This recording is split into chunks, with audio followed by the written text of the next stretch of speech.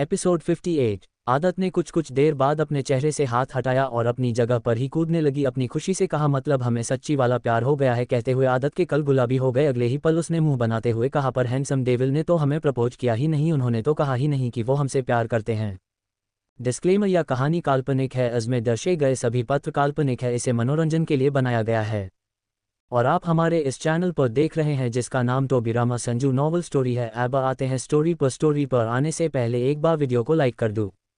सोचते हुए आदत का मुंह बन गया। उसने मुंह बनाते हैं कहा, हम पहले क्यों बताएंगे, हमेशा लेडीज फर्स्ट थोड़ी होता है। इस बार हैंडसम डेविल पहले बोलेंगे, तभी हम उन्हें अपने दिल की बात बताएंगे। कहते हुए आदत चांद को देखने लगी। इस वक्त उसके चेहरे पर एक बड़ी सी स्माइल थी। वह बस युवराज के आने का इंतजार कर रही थी। उसके दिमाग से तो ये बात निकल ही चुकी थी कि युवराज इस वक्त लंदन में नहीं है, बल्कि वह इंडिया जा चुका है। काफी देर तक आदत बालकनी में खड़ी रही। उसने मुंह बनाते हुए कहा, अभी तक आए क्यों नहीं हैंडसम डेविल। इंतजार करते करते रात के 12 बजे बज चुके थे, पर आदत की आंखों से तो जैसे नींद गायब हो चुकी थी। अब उसे रोना आ रहा था। उसने चांद की तरफ देखकर उदासी भरी आवाज में कहा, वह बहुत बुरे हैं, हमें अपने प्यार में गिराकर हमसे दूर जाना चाहते हैं, पर हम ऐसा नहीं होने देंगे। अब वह सिर्फ हमारे हैं, कहीं वह दूसरी चुड़ैल के पास तो नहीं चले गए। ये सोचकर आदत का चेहरा गुस्से जलन से लाल हो गया। उसने गुस्से से कहा, अगर वह किसी और के पास जाएंगे तो हम उनका और उस भूतनी दोनों का खून कर देंगे। आदत खुद से ही बातें कर रही थी कि तभी उसे आयत की बात याद आई कि युवराज इंडिया चला गया है। ये याद आते ही आदत ने खुद से कहा, हैंडसम डेविल आपने हमें बताया नहीं, हम आपसे बात नहीं करेंगे। कहते हुए वह अपने रूम में आकर अपने बड़े से टेडी बेयर को गले से लगाकर बेड पर पेट के बल लेट गई। उसने अपना मोबाइल निकाला और युवराज का नंबर देखने लगी, पर तभी उसे याद आया कि उसके पास तो युवराज का नंबर है ही नहीं। अब आदत का चेहरा रोने जैसा हो गया था। उसे अभी अभी तो अपने पहले प्यार का एहसास हुआ था और युवराज उसके पास था ही नहीं। आदत ने गुस्से से अपने दोनों हाथों को बेड पर पटकते हुए कहा, अगर हमारे पास नंबर नहीं है तो हैंडसम डेविल के पास तो होगा ना, वह तो हमेशा हमारे पास खुद ही आ जाते हैं, तो फिर उन्हें तो हमसे कॉल पर बात करनी चाहिए ना, क्या वह हमसे एक दूसरा भी प्यार नहीं करते। कहते हुए आदत ने अपने बड़े से टेडी बेयर को मजबूती से पकड़ लिया। आखिर में युवराज के ख्यालों में खोए हुए ही आदत की आंख लग गई और वह सुकून की नींद सो गई। India hospital. इस वक्त इंडिया में शाम का टाइम हुआ था। युवराज अभी भी बिना किसी इमोशन के दीवार से सटकर चुपचाप इमरजेंसी वार्ड की तरफ देख रहा था। कुंज उसे काफी देर से वहां से चलने के लिए कह रहा था, पर युवी पर तो जैसे किसी चीज का असर ही नहीं हो रहा था। आखिर में कुंज ने इरिटेट होते हुए कहा, आखिर तेरी प्रॉब्लम क्या है, पागलों की तरह क्यों बर्ताव कर रहा है, तेरे इस तरह से खड़े रहने से दादरी ठीक नहीं हो जाएंगे। कुंज का सवाल सुनकर युवराज ने उसे गुस्से भरी नजरों से देखते हुए कहा, अगर तुम्हें यहाँ पर नहीं रुकना तो मत रुको, मैं जबरदस्ती नहीं की है, पर मेरा दिमाग खाना बंद करो वरना मैं तुम्हें यहाँ से नीचे फेंक दूंगा। कहते हुए युवराज फिर से इमरजेंसी वार्ड की तरफ देखने लगा। युवराज की धमकी सुनकर कुंज ने मुंह बनाते हुए कहा, युवी यार तू कितना बदल गया है यार, दोस्तों पर जान देने वाला अब दोस्तों की जान लेने की धमकी दे रहा है, मैं तो लुट गया, बर्बाद हो गया। कुंज ने नौटंकी करते हुए कहा। उसकी नौटंकी का युवराज पर कोई असर नहीं हुआ। ये देखकर कुंज का छोटा सा मुंह और छोटा हो गया। कुंज ने युवराज की तरफ देखा और उसके पास आकर सीरियस लहजे में कहा, मैं जानता हूं कि तू उनसे गुस्सा है, पर इस वक्त उनकी कंडीशन ठीक नहीं है, वह जल्दी ठीक हो जाएंगे, बस एक बार वह ठीक हो जाए उसके बाद तुम अपने सभी सवालों का जवाब उनसे मांग लेना, पर फिलहाल प्लीज मेरे साथ चलो और कुछ खा लो। कुंज की बात सुनकर युवराज ने उसकी तरफ देखा और कुछ नहीं कहा। कुछ ने उसका हाथ पकड़ लिया और लगभग उसे खींचता हुआ अपने साथ वहां से लेकर चला गया। दूसरी तरफ राजपूत मैंशन के बाहर एक लग्जरियस गाड़ी आकर रुकी और गाड़ी का दरवाजा खोलकर नक्श बाहर आया। उसके साथ अयान, अहान, श्रेयान चारों थे। नक्श ने घर की तरफ देखकर घबराई हुई आवाज में कहा, मोम ने हमें इतनी जल्दी क्यों बुलाया है। नक्श के चेहरे की घबराहट देखकर बाकी चारों अपने मुंह पर हाथ रखकर अपनी हंसी रोकने की नाकाम कोशिश करने लगे। उन चारों को इस तरह से खुद पर हंसता हुआ देखकर नक्श ने गुस्से से कहा, हंसो मत, तुम अच्छे से जानते हो कि मेरी मॉम कांड करने में चाहत डार्लिंग से भी आगे हैं, बस अब वह कुछ बवाल न मचा दे। नक्श के चेहरे का उड़ा हुआ रंग देखकर श्रेयांश ने मस्ती भरे अंदाज में कहा, डरो मत बेटा, डरो मत, कुछ नहीं होगा, और अगर कुछ हो भी गया तो हम तुम्हारी अस्थियां पक्का गंगाजल में ही बहाएंगे। श्रेयांश की बात सुनकर नक्श ने गुस्से से कहा, तू अपना मुंह बंद कर वरना मैं सच में तेरा खून कर दूंगा। उन दोनों की लड़ाई देखकर रियान ने कहा, लड़ाई हो गई हो तो अंदर चलो, कि आखिर ऐसा भी क्या मामला है जो हम सबको यहाँ पर उपस्थित रहने का आमंत्रण दिया गया है। रियान की बात सुनकर आहान ने भी हंसते हुए कहा, हाँ चलो चलो, मुझे भी देखना है कि इस बार आरोही आंटी ने क्या किया है। उसे हंसता हुआ देखकर नक्श ने गुस्से से कहा, तुम सब मेरे दोस्त नहीं दुश्मन हो। कहते हुए नक्श ने गहरी सांस ली और भगवान का नाम लेकर अपने घर की तरफ अपने कदम बढ़ने लगा। उसके साथ ही पीछे पीछे बाकी चारों भी लिविंग रूम के दरवाजे के पास आ गए।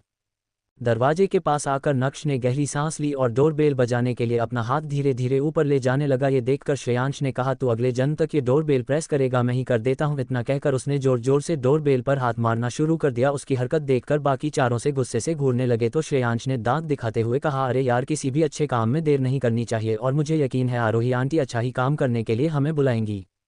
Subscribe to Tobirama Sanju novel story. Shreyansh की बकवास सुनकर नक्श ने कहा, श्रेयांश अपने मुंह को बंद कर ले वरना सच में आज मैं तेरा मुंह तोड़ दूंगा। उसने इतना कहा ही था कि दरवाजा खोलने की आवाज़ उसके कानों में पड़ी। नक्श और बाकी सब ने अपना चेहरा सामने की तरफ किया तो सामने एक सर्वेंट ने दरवाजा खोला था। सर्वेंट ने बड़ी सी मुस्कुराहट के साथ कहा, आप सब लोग जल्दी आ जाए, आरोही मैडम कब से आप सबका इंतजार कर रही हैं। सर्वेंट की बात सुनकर नक्श ने कहा, का अंदर क्या हो रहा है। उसने इतना कहा यह था कि उसे अंदर से किसी के चिल्लाने की आवाज़ सुनाई दी। इस तरह से किसी के चिल्लाने की आवाज़ सुनकर नक्श दौड़ता हुआ अंदर आया। अंदर जाकर जैसे ही उसने अंदर का नज़ारा देखा उसकी आंखें फटी की फटी रह गई। उसके पीछे ही बाकी चारों भी अंदर आ गए। सबकी हालत भी नक्श की तरह ही थी। उन पांचों ने एक दूसरे की तरफ देखा, उनके मुंह से कुछ निकल ही नहीं रहा था। तभी आरोही जो कि कुछ लोगों के साथ बात कर रही थी उसका ध्यान नक्श की तरफ गया। नक्श को देखते ही आरोही ने अपने अगल बगल खड़ी सभी लड़कियों की तरफ देखा और चिल्लाते हुए कहा, वह रहा मेरा हैंडसम बेटा। आरोही की बात सुनते ही उसके अगल बगल खड़ी लड़कियां जो कि 20 से 25 थी उनमें से सभी काफ़ी ज़्यादा रिच परिवार से बिलोंग करने वाली लग रही थी, दिखने में भी काफ़ी खूबसूरत और डिसेंट। उन सभी ने जैसे ही आरोही की बात सुनी वह किसी हवसी की दरिंदे की तरह नक्श को घूरने लगी। वही नक्श बेचारे की तो इतनी सारी लड़कियों को देखकर हालत ख़राब हो चुकी थी। उसने घबराते हुए अपने दोस्तों की तरफ देखा तो वह उसके पीछे से गायब हो चुके थे। नक्श ने चिल्लाते हुए कहा, कमीनों कहाँ गए तुम सब। नक्श अभी कुछ समझ पाता था कि उसने देखा कि वह सारी लड़कियां दौड़ते हुए उसी की तरफ आ रही है। नक्श ने खुद से क्या बवाल है कहते हुए नक्श भागने ही वाला था कि सारी लड़कियां उसके इर्द गिर्द जमा होकर जोर जोर से उसका नाम चिल्लाने लगी, नक्श नक्श। नक्श बेचारा इस वक्त उन सभी लड़कियों के बीच में फंसा हुआ था। उसने अपने दोनों हाथ जोड़ते हुए कहा, बहनों मुझसे दूर हो जाओ। नक्श की बात सुनकर एक लड़की ने नक्श के पास आकर उसे कॉलर से पकड़कर अपने करीब खींचकर सेडिक्टिव वॉइस में कहा है, हैंडसम डॉन ट कॉलर सिस्टर, हम में से कोई एक तुम्हारी होने वाली अर्धांगिनी है। उस लड़की की बात सुनकर नक्श ने कांपती हुई आवाज में कहा, वॉट अर्धांगिनी, यह क्या होता है। नक्श की बात सुनकर वह लड़की आंखों से पीछे से आगे से टच करते हुए हंसने लगी। उनमें से एक लड़की ने कहा, वह गोद तुम सच में कितने इनोसेंट हो और धमकी नहीं, मतलब तुम्हारी होने वाली प्रियतमा, तुम्हारी होने वाली धर्मपत्नी। उन लड़कियों की बात सुनकर नक्श में चिल्लाते हुए कहा, इतनी सारी। नक्श कुछ चिल्लाते हुए देखकर एक लड़की ने अपने कान पर हाथ रखते हुए कहा, हैंडसम चिल्ला क्यों रहे हो, आज तुम्हारा स्वयंवर है तो मैं हमेशा जो लड़की पसंद आए तुम उसके साथ शादी कर सकते हो। नक्श ने जैसे ही उसकी बात सुनी उसने इस बार और भी ज़्यादा जोर से चिल्लाते हुए कहा, क्या कहा तुमने, स्वयंवर, वह भी मेरा। नक्श ने इतनी जोर से चिल्लाया था कि पूरे लिविंग रूम में उसकी आवाज़ गूंजने लगी। आरोही जो कि अपने दोनों हाथ सीने पर बांधकर खुशी से ये सब कुछ देख रही थी उसने मुंह बनाते हुए, ये मेरा नालायक बेटा क्यों चिल्ला रहा है, इसे तो खुश होना चाहिए कि इसकी माँ कितनी औसम है, इसके लिए इतने सारे ऑप्शन लेकर आई है और यह खुश होने की जगह पर पागलों की तरह चिल्ला रहा है। आरोही खुद से बात कर ही रही थी कि पीछे से आहान ने उसके कंधे पर हाथ रखते हुए कहा, आरोही आंटी यह सब क्या है। आह्वान की बात सुनकर आरोही ने खुशी से उसकी तरफ देखते हुए कहा, आज नक्श का स्वयंवर है, मुझे पक्का यकीन है मेरा नालायक बेटा अपने लिए ना ही गर्लफ्रेंड ढूंढेगा ना ही मेरे लिए, और मुझे भी तो ग्रैंड चाइल्ड चाहिए ना, इसलिए मैंने ही अपने ग्रैंड चाइल्ड को दुनिया में लाने के लिए बहू ढूंढना स्टार्ट कर दिया। मुझे ये सारी लड़कियां पसंद आ गई तो फिर मैंने सोचा कि मैं स्वयंवर रख लेती हूँ। वैसे भी नक्श आरोही तो ग्रेट का बेटा है तो उसके लिए कुछ स्पेशल तो होना चाहिए ना। आरोही की बात सुनकर आहान ने दांत दिखाते हुए कहा, बिल्कुल सही, नक्श के लिए तो कुछ स्पेशल होना ही चाहिए, वैसे लड़कियां काफ़ी ज़्यादा खूबसूरत है, ज़रा मेहरबानी हम पर भी कीजिए मेट। कहते हुए आहान मायूस सा चेहरा बनाकर आरोही की तरफ देखने लगा। आरोही ने आहान की बात सुनकर उसके गाल पर किस करते हो कहा, ओ माय डार्लिंग बेबी, मैं तुम्हारे लिए और भी ज़्यादा लड़कियां ढूंढ कर लाऊंगी पर हम तुम्हारा बड़ा सा स्वयंवर रखेंगे। आरोही की बात सुनकर आहान ने हंसते हुए कहा, वह तो बाद में देखेंगे, पहले हम देखते हैं कि नक्श को कौन सी सुंदरी पसंद आती है। वही अयान, रेहान और श्रेयांश भी एक साइड में खड़े होकर नक्श की हालत देखकर हंस रहे थे।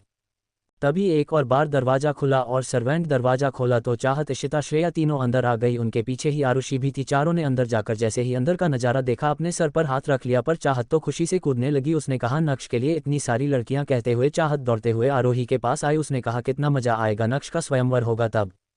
चाहत की बात सुनकर आरोही ने कहा, और नहीं तो क्या, मैं तो सोच रही हूं कि हम इसकी लाइव फुटेज दिखा दे। उन दोनों की बातें सुनकर श्रेय अपने मुंह पर हाथ रखकर अपनी हंसी रोकने की कोशिश कर रही थी। वही इशिता बेचारी का सर चकरा रहा था। उसने खुद से कहा, हे भगवान, ये दोनों इतनी इडियट सच में है या फिर इनका दिमाग कभी डेवलप हुआ ही नहीं। उनके बच्चे जवान हो चुके हैं और हरकतें पागलों की तरह है। इशिता को कुछ समझ नहीं आ रहा था। उसने नक्श की तरफ देखा जो कि उन सभी लड़कियों से पीछा छुड़ाने की कोशिश कर रहा था, पर उनमें से कोई भी उसे छोड़ने के लिए तैयार ही नहीं थी। आखिर उनके पास यह एक ही मौका था राजपूत परिवार की बहू बनने का, जो कि खुद उनके पास चलकर आया था, तो वह कैसे अपने हाथ से इतने अच्छे मौके को जाने दे सकती थी। नक्श ने चिल्लाते हुए कहा, अरे छोड़ दो मुझे नहीं करना है स्वयंवर, किसी और से शादी कर लो। नक्श की बात सुनकर एक लड़की ने कहा, ऐसे कैसे तुम्हें छोड़ दे, तुम्हें तो मुझसे शादी करनी ही होगी। उसकी बात सुनकर उसके बगल में खड़ी लड़की ने कहा, बकवास बंद करो, वह तुमसे नहीं, वह मुझसे शादी करेगा। अब वह सारी लड़कियां आपस में लड़ने लगी। वही नक्श ने रोने ने जैसी आवाज में खुद से कहा, मेरी माँ इंसान नहीं है, भूतनी है। एपिसोड 59। नक्श उन सभी लड़कियों के इस तरह से बर्ताव करने की वजह से लगभग पागल ही होने वाला था। उसने अपना चेहरा ऊपर उठकर आरोही की तरफ देखकर चिल्लाते हुए कहा, मॉम प्लीज बचा लो वरना आपके बेटे की आज ये दाइने इज्जत लूट लेंगे, मॉम प्लीज बचा लो। नक्श की आवाज़ सुनकर आरोही ने कहा, कोई तुम्हारी इज्जत नहीं लूटेगी और अगर किसी ने लूट भी तो शादी कर लेना। आरोही की बात सुनकर उसके बगल में खड़ी चाहत ने कहा, नहीं दीदी ये तो गलत होगा ना, हमारा नक्श तो कितना सीधा साधा है, हम उसके साथ गलत कैसे होने दे सकते हैं।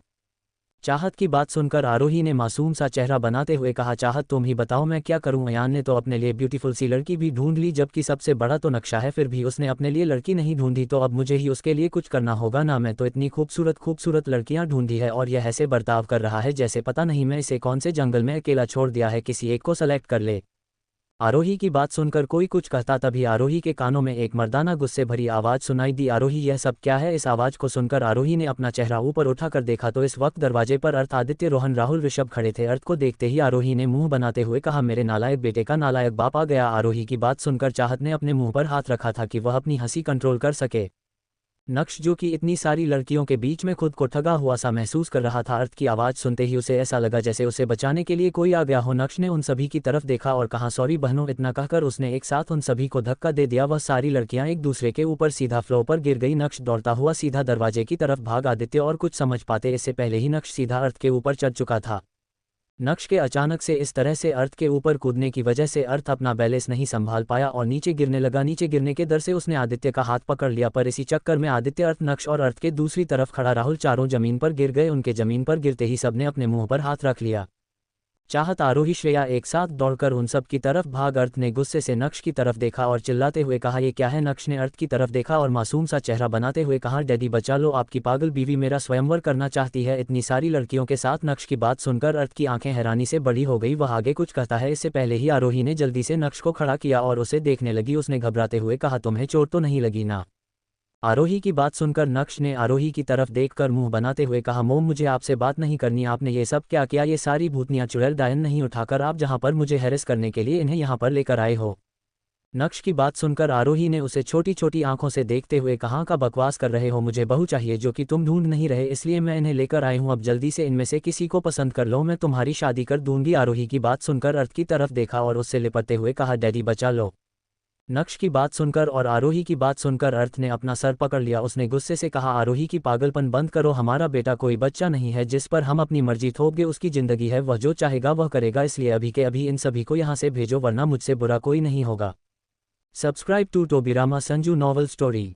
अर्थ की धमकी सुनकर आरोही ने मुंह बनाकर सभी लड़कियों की तरफ देखा, कहा, गर्ल्स आज के लिए स्वयंवर कैंसिल किया जाता है, नेक्स्ट टाइम जब भी तुम सब की जरूरत होगी मैं तुम सबको बुला लूंगी, फिलहाल तुम सब यहाँ से चली जाओ। आरोही की बात सुनकर सभी की लड़कियों का चेहरा उतर गया, पर वह यहाँ से चुपचाप जाने के अलावा कुछ भी नहीं कर सकती थी, इसलिए धीरे धीरे करके वहाँ से सारी लड़कियाँ चली गई। कुछ देर बाद लिविंग रूम में नक्श अर्थ से छोटे बच्चों की तरह चिपक कर बैठा हुआ था और आरोही चुपचाप अपना सर झुकाकर छोटे बच्चों की तरह उनके सामने बैठी हुई थी और इतने गुस्से से कहा, आरोही तुम कब सुधरोगी। अर्थ की बात सुनकर आरोही ने अपना चेहरा ऊपर उठकर उसकी तरफ देखकर मासूम सा चेहरा बनाते हुए कहा, अरे मैं बिगाड़ी कब थी और वैसे भी मैंने क्या गलत कर दिया, मुझे बहू चाहिए थी। अयान ने भी तो चाहत के लिए बहू ढूंढ देना, तो फिर यह नालायक मेरे लिए क्यों नहीं ढूंढता। ऐसा तो है नहीं कि हमने इस पर पाबंदी लगा कर रखी है कि अमीर घर की फैशनेबल लड़की ढूंढ के ले और किसी को भी लेकर आए, हमें सब चलेगी, बस ये लड़की तो ढूंढे। कभी कभी तो मुझे शक होता है कि मेरा बेटा लड़का है भी या नहीं। आरोही की बात सुनते ही नक्श जो कि चुपचाप बैठा हुआ था उसकी आंखें हैरानी से बड़ी हो गई। उसने चिल्लाते हुए कहा, मोम। नक्श के साथ साथ अर्थ में भी गुस्से से आरोही का नाम लिया। वही आहान, अयान, रियान, अंश तो जोर जोर से हंसने लगे। अर्थ ने तो अपना सर अपने दोनों हाथों से पकड़ लिया। उसकी यह बीवी कुछ भी बोलने से पहले कभी भी नहीं सोचती थी ना। उसने गुस्से से, मोम आप बकवास क्यों कर रही है, आप मेरे बारे में ऐसी बातें कैसे कर सकती है, मैं आपका इकलौता बेटा हूँ, मोम कुछ तो सोच समझ कर बोलिए। नक्श की बात सुनकर आरोही ने उसे घूरते हुए कहा, जिस तरह की तुम्हारी हरकत है ना किसी को भी तुम पर शक हो जाएगा। बचपन से लेकर आज तक किसी लड़की से दोस्ती नहीं की तुमने, कभी कोई गर्लफ्रेंड नहीं बनाया, यहाँ तक कि किसी लड़की को देखकर लाइन भी नहीं मेरी, तो फिर मैं क्या समझूं। अगर तुम सच में वह हो तो बता दो, फिर मैं तुम्हारे पीछे नहीं पड़ूंगी कि शादी कर लो, शादी कर लो, तुम जैसे भी हो मेरे बेटे हो, मैं तुम्हारी सच्चाई एक्सेप्ट कर लूंगी। आरोही की बात सुनकर अर्थ ने अपने बाल खींचते हुए कहा, आरोही बकवास बंद करो। इस वक्त पर नक्श ने चिल्लाते हुए कहा, मोम आप सच में पागल हो चुकी हो, मुझे ना शादी करनी है ना गर्लफ्रेंड बनानी है, आपको जो सोचना है सोचिए, मैं जा रहा हूं। कहते हुए नक्श ने गुस्से से अपने चारों दोस्तों की तरफ देखा जो कि उसकी तरफ देखकर अपना पेट पकड़कर हंस रहे थे। उसे इस वक्त बहुत गुस्सा आ रहा था, इसलिए वह तेज कदमों से चलता हुआ ऊपर अपने रूम की तरफ चला गया। नक्श के जाने के बाद आदित्य ने आरोही की तरफ देख रखा। आरोही, तुम क्यों उसके पीछे पड़ी हुई हो? उसे जब कोई सही लड़की मिलेगी वह तुम्हें बता देगा। वैसे भी वह बाकी लड़कों की तरह नहीं है जो लड़कियों के पीछे भागे। और क्या तुम्हें इतना भी यकीन नहीं है कि तुम्हारा बेटा इतना काबिल है कि लड़कियां खुद उसके पास आए? आदित्य की बात सुनकर आरोही ने उसे अपनी छोटी छोटी आंखों से देखते हुए कहा, आदित्य, मैं जानती हूँ कि मेरा बेटा इतना हैंडसम, इतना अमीर है कि लड़कियां उसके आगे पीछे घूमती है। अरे बट मेरा लड़का किसी को पसंद ही नहीं करता तो फिर मेरे दिल और दिमाग में शक आएगा ना कि वह लड़का है अभी या नहीं। वैसे भी अब मुझे तुम में से किसी की बात नहीं सुनाई है, मैं जा रही हूँ, मेरा सपना तो टूट गया। कहते हुए आरोही वहां से ऊपर चली गई। आरोही के जाने के बाद आदित्य और बाकी सब अर्थ को सहानुभूति भरी नजरों से देखने लगे। अर्थ में उन सब की तरफ देखा, कहाँ इस तरह से बर्बाद करने की जरूरत नहीं है। 25 साल से इस पागल औरत का पागलपन बर्दाश्त कर रहा हूँ और मरते दम तक करना है, ज्यादा मत सोचो, मुझे इस सब की आदत है। कहते हुए अर्थ वहां से ऊपर आरोही के रूम की तरफ चला गया। वहीं उनके जाने के बाद श्रेया इतनी देर से अपनी हंसी कंट्रोल करके बैठी थी, वह जरूर से हंसने लगी। उसने हंसते हुए कहा, आरोही दीदी का जवाब नहीं। श्रेया की बात है सुनकर राहुल ने कहा, अरे जवाब कैसे होगा, वह पागलों की प्रेसिडेंट है ना। राहुल की बात सुनकर सभी ने उसकी तरफ देखा और सब लोग जोर जोर से हंसने लगे। दूसरी तरफ हॉस्पिटल के कैंटीन में कुंज युवराज के साथ बैठा हुआ था। युवराज चुपचाप बैठा हुआ था, उसके सामने लंच वैसा का वैसा ही पड़ा हुआ था जैसा कि थोड़ी देर पहले टेबल पर था। कुंज ने ये देखकर इरिटेट होते हुए कहा, तू क्यों मुझे इस तरह से परेशान करने पर तुला हुआ है? कुछ तो खा ले, वह अपनी तबीयत खराब करना चाहता है। कुंज की बात सुनकर युवराज ने कहा, मुझे कुछ भी नहीं खाना। उसने इतना कहा ही था कि उसका मोबाइल बजने लगा। मोबाइल की आवाज़ सुनकर युवराज ने अपना मोबाइल उठाकर देखा तो उसे पर आयात का नंबर फ्लैश हो रहा था। आयत का नाम पढ़ते ही अचानक से युवराज के दिमाग में आदत का ख्याल आया। युवराज अपनी जगह से उठकर खड़ा हुआ और तेजी से वहां से बाहर चला गया। कुंज ने उसकी तरफ देखा और मन ही मन कहा, कहां से तेरी लाइफ में कोई ऐसी लड़की आ जाए जो तेरे अतीत के सारे पुराने जख्म भर ले। मैं अपने पुराने दोस्त को वापस देखना चाहता हूं, मुझे ये युवराज लूथरा बिल्कुल पसंद नहीं है। कहते हुए वह भी युवराज के पीछे पीछे चला गया। युवराज ने आयत का कॉल उठाकर बेहद रुक लहजे में कहा, व्हाट हैपेंड? युवराज की आवाज़ सुनकर दूसरी तरफ से आयत ने अपनी आंखें सुकून से बंद करते हुए कहा, सर आपने मुझे बताया नहीं कि आप इंडिया जा रहे हैं, अब आप यहाँ पर नहीं आ रहे हैं तो फिर मैं क्या करूँ? क्या मैं आपसे कुछ दिन की छुट्टी ले लूँ? आया इतने बेहद स्वीट वॉइस में कहा। दूसरी तरफ से युवराज ने सिर्फ इतना कहा, जो करना है करो, इतना कहकर उसने कॉल कट कर दिया। युवराज के कॉल कट करते ही आए थे जो कि सिर्फ उसकी आवाज़ सुनने के लिए बेकरार थी, जिस वजह से उसने कुछ बहाना सोचकर कॉल किया था, पर युवराज ने कर 2 शब्दों में जवाब देकर कॉल कट कर दिया, जिस वजह से उसका मुंह बन गया था। उसने खुद से कहा, पता नहीं इस पत्थर दिल इंसान पर मेरा दिल क्यों आ गया सोचकर, पर मुस्कुराते हुए अपने केबिन में बैठकर युवराज को याद करने लगी। आयत का कॉल कट करते ही युवराज ने ही कॉन्टैक्ट लिस्ट में एक नंबर ढूंढा जिसमें सिर्फ जान लिखा हुआ था। युवराज ने जल्दी से वह नंबर डायल किया। 2-3 रिंग के बाद भी दूसरी तरफ से किसी ने कॉल नहीं उठाया। अब युवराज को गुस्सा आ रहा था। उसने गुस्से से अपना मोबाइल अपनी पैंट की पॉकेट में रखा और वापस जाने लगा, तभी उसका मोबाइल बज नहीं लगा। मोबाइल की आवाज़ सुनकर युवराज ने जल्दी से अपना मोबाइल उठाया तो आदत का ही कॉल बैक आ रहा था। युवराज ने एक पल का इंतजार किए बिना कॉल पिक कर लिया, पर वह कुछ भी नहीं बोला। दूसरी तरफ से आदत ने कहा, हेलो, कौन बोल रहा है? ये किसका नंबर है? आदत की प्यारी सी आवाज़ सुनकर युवराज ने सुकून से अपनी आंखें बंद कर ली, पर कुछ भी नहीं कहा। वहीं दूसरी तरफ से जब आदत ने किसी की आवाज़ नहीं सुनी, उसने गुस्से से कहा, जो बात नहीं करनी होती तो परेशान क्यों करते हो? इतना कहकर आदत कॉल कट कर नहीं वाली थी कि उसके कानों में युवराज की आवाज़ पड़ी। जान। आदत को युवराज की आवाज़ पहचानने में एक पल की भी देर नहीं लगी। उसके मुंह से धीरे से निकला, हैंडसम डेविल, यह आपका नंबर है? आदत ने इतना कहकर खुद की ही जीभ दांतों से दबा ली। जब युवराज ने इस नंबर से कॉल किया था तो इसका यही मतलब था ना कि यह युवराज का नंबर था। दूसरी तरफ से आदत को चुप होते हुए देखकर युवराज ने कहा, कैसी हो? युवराज की आवाज़ सुनकर आदत ने कुछ देर तक कुछ सोचा और अगले ही पल गुस्से से कहा, आप होते कौन हैं हमसे ये पूछने वाले? क्या हम आपके कोई खिलते हैं? कुछ भी करते हैं हमें कुछ नहीं बताते, खुद की मर्जी से हमारे पास आ जाते हैं, हमें बिना बताए हमसे दूर चले जाते हैं, हमें आपसे बात ही नहीं करनी। इतना कहकर आदत कॉल कट कर नहीं वाली थी कि युवराज ने कहा कि तुम मुझसे नाराज हो।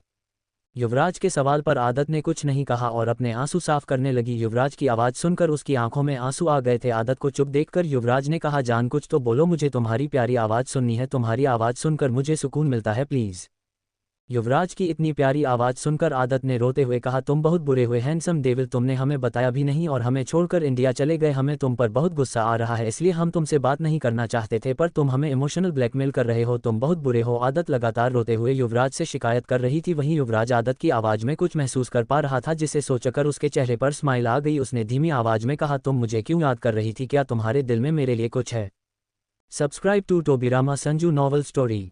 युवराज की बात सुनकर आदत की धड़कनें तेजी से धड़कने लगी। उसने काफ़ी हुई आवाज़ में कहा, हमारे दिल में कुछ नहीं है, हमारी क्लासेस है, हम कॉल कट कर रहे हैं। इतना कहकर बिना युवराज की कोई बात सुन कॉल कट कर दिया और अपने सीने पर हाथ रखकर गहरी गहरी सांस लेकर खुद को कंट्रोल करने की कोशिश करने लगी। एपिसोड 60। आदत अभी भी अपनी सांसों को कंट्रोल करने की कोशिश कर रही थी, तभी पीछे से निधि ने उसके कंधे पर हाथ रखते हुए कहा, इश्क छुपाया नहीं छुपता मेरी जान। निधि की आवाज़ सुनकर आदत ने मजबूती से अपनी आंखें बंद कर ली, क्योंकि अब उसकी चोरी पकड़ी जा चुकी थी। निधि ने आदत के सामने आकर मुस्कुराते हुए कहा, आप शर्माने से क्या होगा, इश्क तो हो ही गया है तुम्हें। निधि की बात सुनकर आदत ने अपना चेहरा ऊपर उठकर उसकी तरफ देखा और मुंह बनाते हुए कहा, अब तुम हमें परेशान मत करो, चलो क्लास में, वरना वह भूतनी टीचर हमें फिर से डांटेगी। आदत की बात सुनकर निधि ने कहा, ठीक है चल, पर बाद में मुझे अपने आशिक मिस्टर युवराज लूथरा के बारे में खुलकर सब कुछ बताना, वरना मैं तुझसे बात नहीं करूंगी, तुझे हमारी दोस्ती की कसम। कहते हुए निधि मुस्कुराने लगी। निधि की बात सुनकर आदत का मुंह बन गया। दोनों चुपचाप क्लास में अपने लेक्चरर्स अटेंड करने के लिए चली गई। इसी तरह से उनके क्लासेस खत्म हो गए। शाम को आदत नहीं निधि को सब कुछ बता दिया। सब कुछ सुनने के बाद निधि ने अपनी जगह पर कूदते हुए कहा, ओ माय गॉड आदत, तुम्हारी कहानी तो बिल्कुल किसी प्रिंस और प्रिंसेस की कहानी की तरह है, इतनी ज़्यादा ड्रामेटिक, मतलब ऐसा लग रहा है जैसे पूरी कायनात तुम्हें तुम्हारे इश्क से मिलने की साजिश रच रही है। निधि ने मेलोड्रामा करते हुए कहा। निधि की बात सुनकर आदत ने कहा, बकवास बंद करो, हमें घर जाना है, अब हमने तुम्हें सब कुछ बता दिया है। इतना कहकर आदत वहाँ से चली गई। वहीं निधि भी पीछे से आदत की बात सुनकर हंसते हुए उसके पीछे भागी।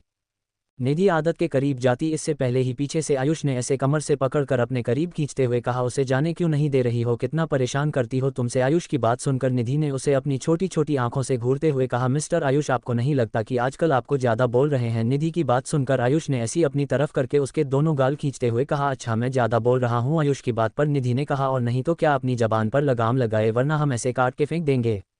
निधि की बात सुनकर आयुष ने छोटी छोटी आंखों से उसे देखते है कहाँ, अपने होने वाले पति से ऐसी बातें करती हो। आयुष की बात पर निधि ने एटीट्यूड से कहा, किसने कहा कि तुम मेरे होने वाले पति हो, मैं तो किसी और को। उसने इतना कहा ही था कि आयुष ने उसके लिप्स पर अपने लिप्स रखे और उसे गुस्से से किस करने लगा। आयुष का गुस्सा दिखाकर निधि शांत हो गई, क्योंकि वह जानती थी कि मस्ती में ही सही उसने आयुष को गुस्सा दिला दिया है और अब उसका गुस्सा उसे ही बर्दाश्त करना होगा। कुछ देर बाद आयुष ने निधि को छोड़ा और गुस्से से वहां से जाने लगा। ये देखकर निधि ने पीछे से उसे गले से लगाते हुए कहा, सॉरी ना जानू, प्लीज माफ कर दो। निधि की आवाज़ सुनकर आयुष ने पलटकर निधि की तरफ देखा।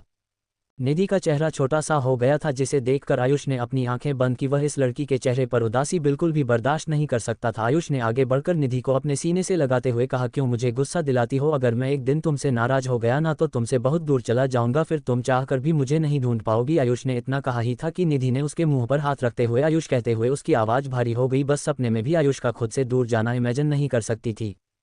निधि की आंखों में आंसू देखकर आयुष ने कहा, अब रोना धोना बंद करो और यह सोचो कि जब इस तूफान को पता चलेगा कि हम दोनों रिलेशनशिप में हैं और हमने उसे कुछ नहीं बताया तो वह क्या करेगी। आज तुमने उसे पर तो गुस्सा कर लिया कि उसने युवराज और खुद के बारे में कुछ नहीं बताया, पर हमारा क्या, हम कब से सब कुछ बताएंगे। आयुष की बात सुनकर निधि अपने नाखून चबाने लगी, क्योंकि सच में उसने इस बारे में तो सोचा ही नहीं था। अब उसे आदत के बारे में सोचकर डर लग रहा था, क्योंकि आदत जितनी शांत थी, गुस्सा आने पर उतनी ही ज़्यादा खतरनाक बन जाती थी।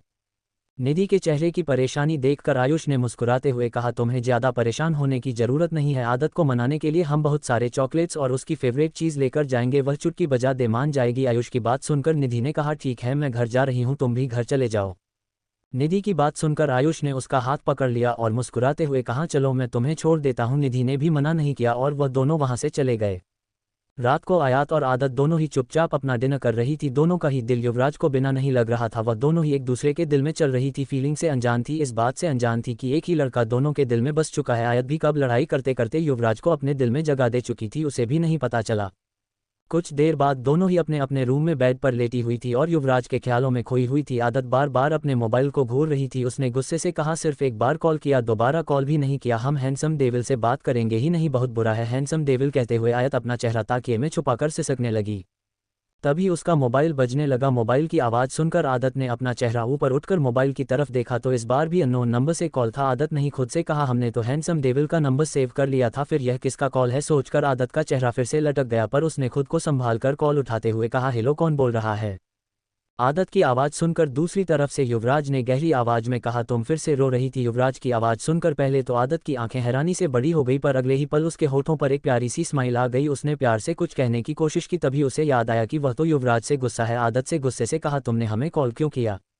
आदत के सवाल पर युवराज ने मुस्कुराहट है, क्योंकि किसी को मेरी बहुत याद आ रही थी और कोई शायद मेरी याद में रो भी रहा था, इसलिए मैंने कॉल कर लिया। अगर तुम्हें मेरा कॉल करना पसंद नहीं आया तो मैं कॉल कट करके किसी और को कॉल करता हूँ, अपनी गर्लफ्रेंड को। उसने इतना कहा ही था कि आदत ने गुस्से से कहा, सोचना भी मत, वरना हम तुम्हारा खून कर देंगे। आदत को पुराने वाले अवतार में आते हुए देखकर युवराज ने मुस्कुराते हुए कहा, अच्छा आप ये बताओ रो क्यों रही थी। युवराज का सवाल सुनकर आदत अपने नाखून चबाने लगी। वह सच बात नहीं सकती थी और झूठ युवराज आसानी से पकड़ लेता। आदत को कुछ भी समझ नहीं आ रहा था। तभी आदत के दिमाग में चल रहे सवाल को समझकर युवराज ने मुस्कुराते हुए कहा, क्या मेरी याद में रो रही थी? युवराज की बात सुनते ही आदत नहीं घबराते हुए कहा, बिल्कुल भी नहीं। क्यों बकवास कर रहे हो? हम क्यों तुम्हें याद करके रोएंगे? हम बिल्कुल नहीं रो रहे हैं। आदत की बात सुनकर युवराज हंसने लगा। उसने हंसते हुए कहा, सच में? तो ठीक है, मैं तुम्हें आप कभी कॉल नहीं करूंगा। इतना कहकर युवराज कॉल कट कर नहीं वाला था कि आदत ने कहा कि तुम्हें हमारी बिल्कुल भी याद नहीं आती। आदत की आवाज़ बहुत ज़्यादा मायूसी भरी हो गई थी, जिसे सुनकर युवराज ने कहा, तो फिर कह क्यों नहीं देती जो तुम्हारे दिल में है? युवराज की बात सुनकर आदत अपने दांतों से अपने होंठ चबाने लगी। उसने धीमी आवाज में कहा, हमारे दिल में कुछ नहीं है, बस हमें तुम्हारी याद आ रही थी। तुम वापस कब आ रहे हो? आदत की बात सुनकर युवराज, जो कि इस वक्त अपने मुंबई के पुराने मेंशन की बालकनी में खड़ा होकर चांद को देख रहा था, उसने अपनी आंखों को बंद करते हुए कहा, शायद कभी नहीं। युवराज की बात सुनते ही आदत को ऐसा लगा जैसे उसकी धड़कना बंद हो गई हो। उसके मुंह से कुछ निकल ही नहीं। अगले ही पल उसने कहा, क्या कहा तुमने? आदत के सवाल पर युवराज ने आसमान की तरफ देखते हैं कहा, शायद मैं कभी वापस ना आ पाऊं, क्योंकि अब मैं अपना बिजनेस इंडिया से कंटिन्यू करने वाला हूं। मेरे दादाजी को मेरी ज़रूरत है। युवराज की बात सुनकर आदत की खूबसूरत आंखों से लगातार आंसू बहने लगे। ये सोचकर कि अब युवराज शायद कभी भी उसके पास नहीं आएगा, आदत खुद को कंट्रोल नहीं कर पाए और फ़ोन पर ही जोर जोर से रोने लगी। आदत के रोने की आवाज़ सुनकर युवराज को अपने सीने में तेज दर्द होता हुआ महसूस हुआ। उसने बेहद प्यार भरी आवाज़ में कहा, जान रोना बंद करो। युवराज की आवाज़ सुनकर भी आदत ने रोना बंद नहीं किया, बल्कि वह और जोर जोर से रोने लगी। उसे इस तरह से रोते हुए देखकर युवराज ने कहा, लिटिल रैबिट, अगर तुमने रोना बंद नहीं किया तो मैं किसी और को अपनी गर्लफ्रेंड बना लूंगा, और जैसे मैं तुम्हें किस करता हूं मैं उसे भी वैसे ही किस करूंगा। युवराज की बात सुनते ही आदत की आंखें हैरानी और गुस्से से बड़ी हो गई। उसने अपने दोनों हाथ अपने मुंह पर रख लिया ताकि उसके मुझे आवाज़ ना निकले, पर फिर भी उसकी आवाज़ निकल रही थी। युवराज ने कहा, तुम रो क्यों रही हो? तुम भी तो वापस इंडिया ही आओगी ना? तुम्हारी फैमिली भी तो इंडिया में ही रहती है ना? तो ये हमारे लिए ही अच्छा होगा ना? युवराज की बात सुनते ही आदत की आंखें, जो कि आंसुओं से भीगी हुई थी, अचानक से चमकने लगी। वह तो ये भूल ही गई थी कि वह भी इंडिया से ही है और कुछ दिन बाद वह भी हमेशा हमेशा के लिए इंडिया जाने वाली है। ये सोचते ही आदत के चेहरे पर अचानक से खुशी आ गई। उसने खुशी भरी आवाज में कहा, हम तो भूल ही गए थे कि हम इंडिया वापस आएंगे। आदत की आवाज़ में खुशी महसूस करके युवराज ने अपनी आंखें बंद की। वह हमेशा इस लड़की को हंसते मुस्कुराते हुए देखना चाहता था। युवराज ने चांद की तरफ देखते हो कहा, लिटिल रैबिट, तुम मेरे पास आ जाओ, मुझे तुम्हारे पास सुकून मिलता है। युवराज की बात सुनकर आदत अपने नाखून चबाने लगी। उसे समझ नहीं आ रहा था कि वह युवराज से क्या कहा।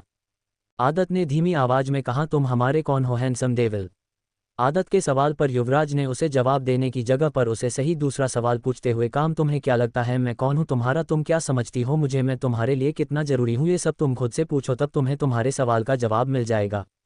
युवराज की बात सुनकर आदत ने अपनी आंखों को बंद किया। उसकी आंखों के सामने युवराज का हैंडसम सा चेहरा नजर आने लगा। उसके पेट में युवराज और उसके बीच में जो कुछ भी हुआ सब कुछ याद करके तितलियां होने लगी। आदत को अजीब सी फीलिंग हो रही थी जिसे वह शब्दों में बयां नहीं कर पा रही थी। आदत को चुप देखकर युवराज ने कहा, फिलहाल अपने छोटे से दिमाग पर ज्यादा जोर मत डालो वरना वह भी खत्म हो जाएगा। युवराज की बात सुनकर आदत ने मुंह बनाते हुए कहा, तुम हमेशा हमारी बेइज्जती करते हो, हम तुमसे बात नहीं करेंगे। पक्की वाली कट्टी कहते हुए आदत ने कॉल कट कर दिया और अपना चेहरा अपने दोनों हाथों से छुपाकर मुस्कुराने लगी। इस वक्त उसके गाल गुलाबी हो चुके थे। वही आदत के कॉल कट करने के बाद युवराज के चेहरे के एक्सप्रेशन पूरी तरह से चेंज हो गया। उसने आसमान की तरफ देखते हुए कहा, जब तक मैं आप दोनों को इंसाफ नहीं दिल देता मैं अपनी लाइफ में आगे नहीं बढ़ सकता। मैं आज भी 5 साल पहले के उसी दिन में अटका हुआ हो जब आप दोनों मुझे छोड़कर गए थे। दादाजी ने ऐसा क्यों किया पापा? अगर उन्होंने मुझे पहले ही बता दिया होता कि वह कौन है जिसने मुझे मेरी खुशियां छीन ली, तो आज मेरी यह कंडीशन नहीं होती। शायद मैं इस तरह से तड़प नहीं रहा होता ये सोचकर कि मेरी मॉम की मेरे डैडी की कातिल खुलेआम घूमकर अपनी लाइफ एंजॉय कर रही है। आपको पता है मॉम, मुझे एक ऐसी लड़की मिल गई है, इसे सिर्फ देखने से मुझे सुकून मिलता है। प्यार के मुझे भरोसा नहीं है, पर मुझे इतना पता है कि वह मेरा सुकून है। मैं अपनी लाइफ में सिर्फ उसके साथ रहना चाहता हूं, अपनी पूरी ज़िंदगी उसके साथ बिताना चाहता हूं, पर मैं उसे अपनी लाइफ में तभी लेकर आऊँगा जब मैं आप दोनों के कातिल को सजा दिलाऊंगा। अब मेरा फ्यूचर इसी बात पर डिपेंड करता है कि कब मैं हमारी ज़िंदगी बर्बाद करने वाली लड़की की लगी तबाह करूंगा। बहुत खुशी से जी लिए उसने ये 5 साल, पर आप उसकी ज़िंदगी में नर्क से बेहतर बनाकर छोड़ूंगा। कहते हुए युवराज का चेहरा बेहद डरावना हो गया। Subscribe to Tobirama Sanju novel story.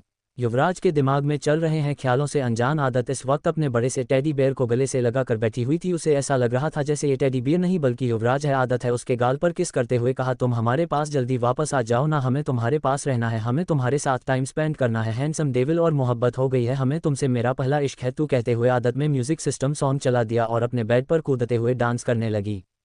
Episode 61। आदत अभी डांस कर ही रही थी कि तभी रूम के बाहर उसे आयत के चिल्लाने की आवाज़ सुनाई दी। आदत क्या कर रही है? आधी रात को म्यूजिक सिस्टम ऑन क्यों किया है? तूने पागल हो गई है क्या? आयत की आवाज़ सुनकर आदत ने चिल्लाते हुए कहा, हाँ दीदी मैं पागल हो गई हूँ, आप जाकर सो जाओ, मुझे थोड़ी देर डांस करना है। कहते हुए आदत फिर से बेड पर कूदते हुए डांस करते हुए साथ में गाना भी गाने लगी। पहला पहला प्यार है, पहली पहली बार है, जान के भी अंजना कैसा मेरा यार है। आदत की चिल्लाने की आवाज़ सुनकर आयत ने अपना सर हिलाया और वह भी गाना गुनगुनाते हुए अपने रूम में आकर बेड पर पीठ के बाल लाकर अपने मोबाइल को अपने सामने रखकर वॉलपेपर पर लगी हुई युवराज की तस्वीर को देखते हुए खुद भी गाना गाने लगी। पहला पहला प्यार है, पहली पहली बार है, जान के भी अंजना कैसा मेरा यार है। दोनों ही बहनें इसी तरह से अपने सपनों की दुनिया में खोए हुए ही आराम से अपने अपने बिस्तर पर सुकून की नींद सो गई। इंडिया मुंबई लूथरा मैंशन में युवराज इस वक्त अपनी मॉम और अपने पापा के रूम में उनके बेड के सिरहाने बैठा हुआ था। उसके हाथ में एक बड़ी सी फोटो फ्रेम थी जिसमें युवराज अपने मॉम और पापा दोनों के कंधों पर हाथ रखकर मुस्कुराते हुए खड़ा था और वह दोनों उसके एक एक गाल पर किस कर रहे थे। युवराज ने तस्वीर पर हाथ फेरते हुए कहा, आप दोनों क्यों चलेगा? आप दोनों के जाने के बाद मेरी सारी खुशियां मुझसे दूर हो गई।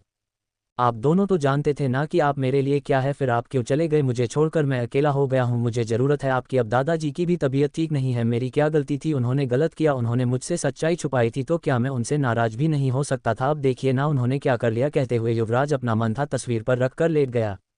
युवराज अभी इस तरह से लेटा हुआ था तभी उसका मोबाइल रिंग करने लगा। मोबाइल की आवाज़ सुनकर युवराज जल्दी से उठकर बैठ गया। उसने बेड पर रखा हुआ मोबाइल उठाया तो मोबाइल पर इस वक्त किसी भंडारी का नाम फ्लैश हो रहा था। युवराज ने कॉल उठाकर भी है डरावनी आवाज़ में कहा, कुछ पता चला? युवराज का सवाल सुनकर दूसरी तरफ से भंडारी ने खुशी भरी आवाज़ में कहा, सर हमें सब कुछ तो नहीं बट कुछ सुराग मिले हैं। हमें ये पता चल गया है कि बड़ी मैडम और बड़े सर का एक्सीडेंट करने वाली एक लड़की थी, वह भी नाबालिग। भंडारी की बात सुनते ही युवराज ने चिल्लाते हुए कहा, यह बात मुझे पहले ही पता है, आगे कुछ बोलो। युवराज की खुशी भरी आवाज़ सुनकर भंडारी ने घबराते हुए कहा, सर हमें यह पता चला है कि वह किसी बड़े परिवार से बिलोंग करने वाली लड़की है और उसके फादर ने विशंभर सर से रिक्वेस्ट की थी कि वह उनकी बेटी को कुछ ना करें। यही वजह थी कि आज तक सर ने आपसे सब कुछ छुपाया हुआ था।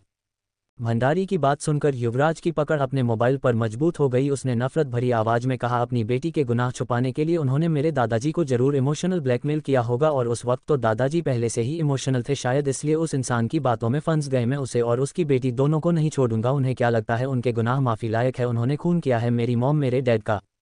युवराज की बात सुनकर भंडारी ने कुछ नहीं कहा। युवराज ने गुस्से से कहा, ये सब कुछ तो ठीक है पर क्या तुम्हें उस इंसान का नाम पता चला जिसकी बेटी ने ये सब कुछ किया है? कहते हुए युवराज की पकड़ मोबाइल पर मजबूत हो गई।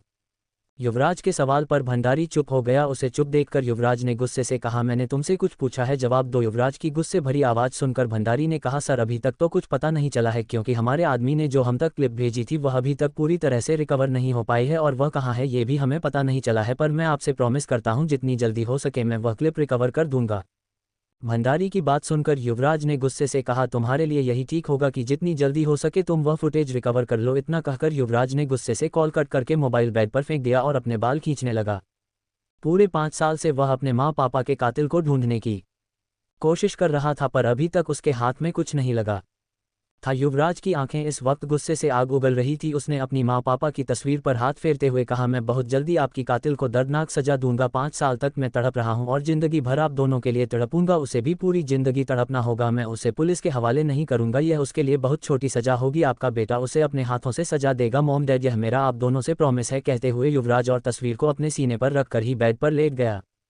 वह भी लेट ही था कि उसका मोबाइल जो कि साइड में पड़ा हुआ था वह रिंग करने लगा। युवराज ने बिना देखे कॉल उठाकर गुस्से से कहा, कौन है? युवराज की आवाज़ सुनकर दूसरी तरफ आदत है जो कि अभी अभी कॉलेज से बाहर निकली थी, उसने घबराते हुए कहा, हैंडसम डेविल हम हैं, आप हम पर गुस्सा क्यों कर रहे हैं? आदत की प्यारी सी आवाज़ कान में पड़ते ही युवराज ने सुकून से अपनी आंखें बंद कर ली। अभी तक उसकी आंखों में जो दर्द था वह अचानक से उसकी आंखों से गायब हो गया और उसके चेहरे पर एक प्यारी सी स्माइल आ गई। युवराज ने कहा, लिटिल रैबिट तुमने मुझे कॉल क्यों किया और मुझे नहीं पता था कि यह तुम्हारा कॉल है, क्या तुम डर गई? युवराज की बात सुनकर आदत ने मुंह बनाते हुए कहा, क्या आपके पास हमारा नंबर सेव नहीं है? और रही बात कॉल क्यों किया तो क्या हम आपको कॉल नहीं कर सकते? आदत ने मुंह बनाते हुए गुस्से भरी आवाज़ में कहा। आदत की आवाज़ सुनकर युवराज ने मुस्कुराते हुए कहा, बिल्कुल तुम मुझे जब चाहे जैसे चाहे कॉल कर सकती हो। युवराज की बात सुनकर आदत ने कहा, नहीं अब हम आपको कभी कॉल नहीं करेंगे, आप हमसे गुस्से में बात करते हो और हम क्यों आपसे डरने लगे? हमारा नाम आदत कपूर है, हमारे डैडी ने हमें कहा है कि हमें किसी से डरने की ज़रूरत नहीं है क्योंकि डैडी हमेशा हमें प्रोटेक्ट करने के लिए हमारे साथ रहेंगे। आदत ने खुशी भरी आवाज़ में कहा।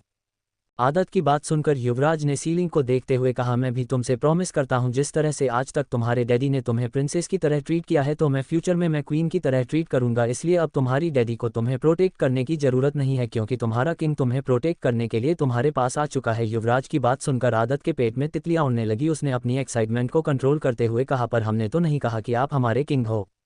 आदत की बात सुनकर युवराज ने अपनी आंखें बंद करके बेहद प्यार भरी आवाज में कहा, पर मैंने तो तुम्हें अपनी क्वीन मान लिया और अब तुम्हारे पास मुझे अपना किंग एक्सेप्ट करने के अलावा कोई और ऑप्शन नहीं है। अच्छा मुझे बताओ तुम इंडिया कब आ रही हो? युवराज की बात सुनकर आदत ने कहा, हम अभी तो इंडिया नहीं आ रहे, हम तो सोच रहे कि हम यहीं पर अच्छी सी जॉब कर ले। आदत की बात सुनकर युवराज ने कहा, तो ठीक है, मैं अपने लिए दूसरी गर्लफ्रेंड ढूंढ लूंगा। इतना कहकर युवराज ने कॉल कट करके मोबाइल साइड में फेंक दिया और मुस्कुराने लगा। वहीं युवराज की बात सुनकर आदत, जो कि गुस्से से कुछ कहने ही वाली थी, कॉल कट होने की आवाज सुनकर उसका मुंह खुलकर खुला रह गया। अगले ही पल उसने गुस्से से कहा, हम आपका खून कर देंगे। उसने इतना कहा ही था कि ड्राइवर ने पलटकर आदत की तरफ देखा और कहा, आदत मैडम कॉलेज आ चुका है। ड्राइवर की बात सुनकर आदत अपना लटका हुआ चेहरा लेकर चुपचाप कॉलेज के अंदर चली गई। आज दिन भर उसका मूड खराब था। उसने डिसाइड किया था कि जब तक युवराज उसे कॉल नहीं करेगा आदत भी युवराज को कॉल नहीं करेगी, पर दिन भर युवराज के कॉल का इंतजार करने के बाद भी युवराज ने आदत को कॉल नहीं किया। अब बेचारी आदत का छोटा सा दिल टुकड़ों में टूट चुका था। Kapoor mention India. आदित्य और चाहत इस वक्त अपने रूम में बैठे हुए थे। चाहत के हाथ में एक बड़ा सा चॉकलेट था और वह चॉकलेट खाते हुए आदित्य को देख रही थी, जो कि चुपचाप फाइल में कुछ देखते हुए बेहद सीरियस लग रहा था। काफी देर तक जवाब देने चाहत की तरफ नहीं देखा तो चाहत का चेहरा गुस्से से लाल हो गया। उसने अपने चॉकलेट को जल्दी जल्दी खत्म किया और तेज कदमों से चलती हुई आदित्य के सामने आकर खड़ी हो गई, पर अभी भी आदित्य ने चाहत पर कोई ध्यान नहीं दिया। ये देखकर चाहत ने गुस्से से आदित्य के हाथ से फाइल छीनकर साइड में पटक दिया और खुद उसकी गोद में बैठ गई। चाहत के इस तरह से फाइल खींचने की वजह से आदित्य ने गुस्से से कहा, चाहत। उसने इतना कहा ही था कि चाहत में गुस्से से अपने दोनों छोटे छोटे हाथों से आदित्य का चेहरा अपने हाथ में भरते हुए कहा, अब आप हमें इग्नोर कर रहे हैं? चाहत की आवाज़ सुनकर आदित्य ने चाहत के खूबसूरत से चेहरे की तरफ देखा, जो कि इस वक्त गुस्से से उसे ही टुकुर टुकुर देख रही थी। आदित्य ने गहरी सांस ली और कहा, अच्छा तो ठीक है, क्या करना है तुम्हें? क्यों तुमने मेरा काम डिस्टर्ब किया? तुम चुपचाप अपना चॉकलेट खा रही थी ना, फिर क्यों मुझे मेरा काम नहीं करने दिया? आदित्य की बात सुनकर चाहत ने मुंह बनाते हुए कहा, अब आप हमसे प्यार ही नहीं करते, हमें टाइम ही नहीं देते, हमारे साथ रोमांटिक बातें ही नहीं करते, आप बस काम करते रहते हो, बूढ़ू कहीं के। चाहत के मुंह से खुद के लिए बूढ़ा सुनकर आदित्य की आंखें हैरानी से बड़ी हो गई। अगले ही पल उसने चाहत की कमर पर अपनी पकड़ मजबूत करते हुए कहा, क्या कहा तुमने? मैं बूढ़ा हो गया हूं? आदित्य ने बेहद डरावनी आवाज में कहा, पर चाहत कहाँ डरने वाली थी। उसने आदित्य के सीने पर अपने दोनों हाथ रखकर उसे दूर धकेल दिया और खुद उसकी गोद से उठकर खड़ी हो गई। उसने मुंह बनाते हुए कहा, बिल्कुल आप बूढ़े हो चुके हैं। चाहत की बात सुनकर आदित्य गुस्से से अपनी जगह से खड़ा हो गया। तभी चाहत ने आदित्य की तरफ देखकर आंख मारते हुए कहा, वैसे सच में अपने पहले वाली बात नहीं रही। कहते हुए चाहत म्यूजिक सिस्टम के पास आ गई। आदित्य कुछ समझ पाता है इससे पहले ही चाहत ने म्यूजिक सिस्टम ऑन कर दी और म्यूजिक सिस्टम पर सॉन्ग प्ले हुआ। मैं क्या करूं राम, मुझे बुढ़ा मिल गया। मैं क्या करूं राम, मुझे बुढ़ा मिल गया। होए होए बुढ़ा मिल गया, होए होए बुढ़ा मिल गया। मैं क्या करूं राम, मुझे बुढ़ा मिल गया। मैं क्या करूं राम, मुझे बुढ़ा मिल गया। गाते हुए चाहत आदित्य के अगल बगल ठुमके मार मार के डांस करने लगी। वही आदित्य सॉन्ग सुनकर और चाहत की शरारती मुस्कुराहट देखकर पूरी तरह से गुस्से में आ चुका था। उसने चाहत को पकड़ने की कोशिश की तो चाहत वहां से जल्दी से दौड़कर दूसरी तरफ आ गई। उसने आदित्य की तरफ देखकर आंख मारते हुए आगे की लाइंस गाए, सब जो गए भाग मेरा बुढ़ा भी चला गया। सब जो गए भाग मेरा बुढ़ा भी चला गया। सब तो ले आया फूल बुढ़ा गो भी लेकर आ गया। सब तो ले आया फूल बुढ़ा गो भी लेकर आ गया। मैं क्या करूं राम, मुझे बुढ़ा मिल गया। मैं क्या करूं राम, मुझे बुढ़ा मिल गया। चाहत आगे गाने ही वाली थी कि आदित्य ने झटके से चाहत के पास आकर उसे कमर से पकड़ लिया और दांत पीसते हुए कहा, अब मैं दुख खाता हूं तुम्हें कि इस बूढ़े में कितनी एनर्जी है। चाहत, जो कि अभी तक आदित्य को परेशान करने के लिए जानबूझकर यह सॉन्ग चलाकर डांस कर रही थी, आदित्य की बात सुनकर उसका चेहरा रोने जैसा हो गया। उसने अपनी बत्ती सी दिखाते हुए कहा, हम तो मजाक कर रहे थे। चाहत की बात सुनकर आदित्य ने उसे अपनी गोद में उठाकर तिरछी मुस्कुराहट के साथ उसे देखते हुए कहा, पर मैं बिल्कुल मजाक नहीं कर रहा हूं। अब जब तुमने मुझे बूढ़ा कह ही दिया है तो अब इस बूढ़े के अंदर कितनी एनर्जी है ये देख लो। प्रॉमिस करता हूं कल सुबह तुम बिस्तर से नहीं उठ पाओगी। आदित्य की बात सुनकर चाहत ने मासूम सा चेहरा बनाते हुए कहा, प्लीज प्लीज सॉरी ना, आप तो जानते हैं ना कि हम शैतान है। चाहत ने इतना कहा ही था कि आदित्य ने चाहत लाकर बेड पर पटक दिया और चाहत उठने की कोशिश करती इससे पहले ही वह खुद चाहत के ऊपर आ गया। चाहत अपना क्यूट सा फेस बनाकर आदित्य की तरफ देखने लगी, पर आदित्य तो चाहत के क्यूट से फेस को देखकर पिघलने वाला नहीं था। उसने चाहत के लिप्स की तरफ देखा और अगले ही पल उसके होठों पर अपने होंठ रखकर उसे पैशनेटली किस करने लगा। पहले तो चाहत ने भी आदित्य को खुद से दूर करने की कोशिश की, पर वह भी उसका साथ देने लगी, पर आदित्य बिल्कुल भी जेंटल तरीके से चाहत को की नहीं कर रहा था। वह काफ़ी वाइल्ड तरीके से चाहत को किस कर रहा था। कुछ देर किस करने के बाद ही चाहत की हालत खराब हो चुकी थी, पर अब आदित्य उसे छोड़ने के मूड में बिल्कुल भी नहीं था। एपिसोड 62। आदित्य के वाइल्ड तरीके से किस करने की वजह से चाहत की हालत खराब हो रही थी। उसने मासूम सा चेहरा बनाकर आदित्य की तरफ देखते हैं कहा, हमने मजाक किया था, प्लीज़ आप अपनी क्यूट सी वाइफ के साथ इस तरह से अत्याचार करोगे, आप हमारे क्यूट क्यूट लिप्स को काटोगे। चाहत ने बेहद क्यूट तरीके से कहा। चाहत की बात पर आदित्य ने टेढ़े तरीके से मुस्कुराते हुए कहा, जब तुम अपने हैंडसम हस्बैंड को बुरा कर सकती हो तो फिर मैं अपनी क्यूट वाइफ को पनिश क्यों नहीं कर सकता। आदित्य की बात सुनकर चाहत अपनी बड़ी बड़ी आंखों से टुकुर टुकुर आदित्य को देखने लगी। वह कुछ कहती इससे पहले ही आदित्य ने चाहत की शर्ट के अंदर अपना हाथ डाला और उसकी पतली सी कमर पर अपने हाथों से सहलाने लगा। चाहत की सांस भारी हो गई। उसने आदित्य को रोकने की कोशिश की पर आदित्य कहाँ रुकने वाला था। अब तो चाहत ने अपने शैतान पतिदेव को जगा दिया था तो उसका शैतान पति उसे कहाँ छोड़ने वाला था। आदित्य ने चाहत की गर्दन पर किस करते हुए कहा, आज की रात बहुत टॉर्चर करूंगा वाइफी। कहते हुए आदित्य ने चाहत की शर्ट को झटके से उसकी बॉडी से अलग कर दिया। Subscribe to Tobirama Sanju novel story. Chahat तो मुंह खोलकर आदित्य को देखने लगी। आदित्य ने उसकी गर्दन से लेकर उसकी चेस्ट तक अपने होंठ चलाना शुरू कर दिया। चाहत बस गहरी गहरी सांस लेकर आदित्य के पैशन को बर्दाश्त करने की कोशिश कर रही थी। आदित्य ने चाहत की गर्दन पर जोर से काटते हुए कहा, चाहत मेरी तरफ देखो, आंखें बंद करने की हिम्मत मत करना। आदित्य के काटने की वजह से चाहत का मुंह बन गया। उसने रोने जैसी शक्ल बनाते हुए कहा, अगर आपने हमारी ब्यूटीफुल बॉडी को खराब कर दिया ना तो हम आपसे 1 महीने तक बात नहीं करेंगे। चाहत की बात सुनकर आदित्य ने मुस्कुराते हुए कहा, कोई बात नहीं, हम 1 महीने तक सिर्फ एक दूसरे से प्यार करेंगे। कहते हुए आदित्य फिर से चाहत की नाजुक सी बॉडी पर अपने होंठ चलते हुए अपनी प्यार की निशानियां छोड़ने लगा। चाहत बस आदित्य के बालों में हाथ डालकर अपनी आवाज़ से कंट्रोल करने की कोशिश कर रही थी पर आदित्य ने चाहत को अब टॉर्चर करना स्टार्ट कर दिया था। आदित्य चाहत की पूरी बॉडी पर किस करते हुए उसे उकसाने की कोशिश कर रहा था। चाहत भी अब पूरी तरह से मदहोश हो चुकी थी। चाहत की बॉडी से लगभग उसके सारे कपड़े हटकर बेड के नीचे गिर चुके थे। वह अब बस आदित्य का साथ चाहती थी पर आदित्य तो चाहत को परेशान करने के मूड में था। चाहत को पूरी तरह से आउट ऑफ कंट्रोल करने के बाद आदित्य बेड से उठकर खड़ा हो गया और मुस्कुराते हुए चाहत को देखने लगा जो कि गहरी गहरी सांस ले रही थी। चाहत ने जब महसूस किया कि आदित्य कुछ भी नहीं कर रहा है, उसने अपना चेहरा ऊपर उठाकर देखा तो आदित्य अपने दोनों हाथ सीने पर बांधकर मुस्कुराते हुए उसे ही देख रहा था। आदित्य को इस तरह से खुद को मुस्कुराते हुए देखकर चाहत ने गुस्से से कहा, आप क्या कर रहे हैं। चाहत के सवाल पर आदित्य ने कहा, कुछ नहीं, मैं तो अपना काम करने के लिए जा रहा था। कहते हुए आदित्य जाने लगा। ये देखकर चाहत जो कि अब पूरी तरह से आउट ऑफ कंट्रोल हो चुकी थी, उसने गुस्से से जल्दी से उठकर आदित्य का हाथ पकड़कर बेड पर खींच लिया और खुद उसके ऊपर आकर बैठ गई। आदित्य तो बस अपनी शैतान बीवी को देखने लगा। चाहत ने गुस्से से कहा, हमें परेशान करना चाहते हो आप, पर अब हम आपको परेशान करेंगे। कहते हुए चाहत ने झटके से आदित्य की शर्ट को उसकी बॉडी से अलग कर दिया। उसने बटन्स खोलने की सहमत भी नहीं उठाई बल्कि उसने आदित्य की सारी शर्ट की बटन्स एक झटके में ही तोड़ दी। आदित्य तो हैरानी से अपनी बीवी को देखने लगा जो कि इस वक्त उसे किसी भी कीमत पर हासिल करना चाहती थी। चाहत ने आदित्य के सीने पर अपने होंठ रखे और उसके सीने से लेकर उसकी पूरी बॉडी पर किस करने लगी। साथ में चाहत आदित्य को उकसाने के लिए उसकी बॉडी के सेंसिटिव पार्ट पर हाथ से उसे टच रही थी। चाहत की यह ट्रिक कामयाब हुई और अब आदित्य भी खुद को कंट्रोल नहीं कर पाया। उसने झटके से चाहत को पलटकर अपने नीचे किया और अपने बचे हुए कपड़े निकालकर चाहत की पूरी बॉडी पर किस करते हुए उसके अंदर समा गया। कुछ ही देर में दोनों की सांसों की आवाज़ है पूरे रूम में गूंज रही थी। वहीं नीचे लिविंग रूम में इस वक्त पूरा घर अंधेरे में डूबा हुआ था। सब लोग अपने अपने रूम में आराम कर रहे थे पर कोई धीमे कदमों से सीढ़ियों से नीचे उतर रहा था। उसने आसपास देखा कि कहीं कोई यहाँ पर है तो नहीं, पर जब उसे महसूस हुआ कि कोई भी उसके आसपास नहीं है, वह धीमे धीमे कदमों से उतरता हुआ लिविंग रूम में आ गया। लिविंग रूम में भी वह काफ़ी संभाल कर चल रहा था। उसने खुद से कहा, यही मौका है, सब लोग सो रहे हैं, इससे अच्छा मौका मुझे दोबारा नहीं मिलेगा। इतना कहकर वह इंसान धीमे कदमों से चलता हुआ लिविंग रूम के दूसरी तरफ आ गया जहां पर किचन था। किचन के पास आकर उसने दरवाजा खोला और धीमे धीमे कदमों से चलता हुआ अंदर आ गया। किचन के अंदर हल्की सी पीली लाइट जल रही थी जिससे वह इंसान किचन के अंदर साफ साफ सब कुछ देख सकता था। उसने शैतानी मुस्कुराहट के साथ कहा, अब मुझे तुमसे कोई दूर नहीं कर सकता, मेरी जान कोई भी नहीं। कहते हुए उसने फ्रिज के पास आकर फ्रिज खोला और अंदर पड़ी आइसक्रीम के डब्बे अपनी ललचाया हुई नज़रों से देखने लगा। ये कोई और नहीं आहान था जो आधी रात को आइसक्रीम खाने के लिए नीचे आ गया था। उसने आइसक्रीम के डब्बे को बाहर निकालकर उसे पर किस करते हुए कहा, मेरा पहला और आखिरी प्यार मुझे मिल ही गया। कहते हुए वह किचन काउंटर पर बैठकर छोटे बच्चों की तरह जल्दी जल्दी आइसक्रीम खाने लगा। उसे देखकर ऐसा लग रहा था जैसे उसने सदियों से कभी आइसक्रीम खाई ही ना हो। वह भी और आइसक्रीम अपने मुंह में डालने ही वाला था कि उसे गुस्से भरी आवाज़ सुनाई दी, तुम इस वक्त यहाँ पर क्या कर रहे हो।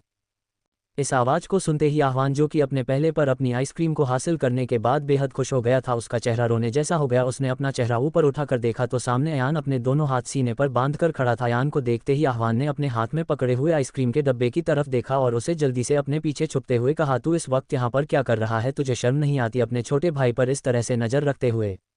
अहान की बात सुनकर अयान ने गुस्से से उसके पास आकर उसके हाथ से आइसक्रीम के डब्बे को छीनते हुए कहा, जब तुम्हें पता है कि ज़्यादा आइसक्रीम खाने से तुम्हारी तबीयत खराब हो जाती है तो आधी रात को इस तरह से आइसक्रीम चुराने के लिए यहाँ पर क्यों आए हो तुम।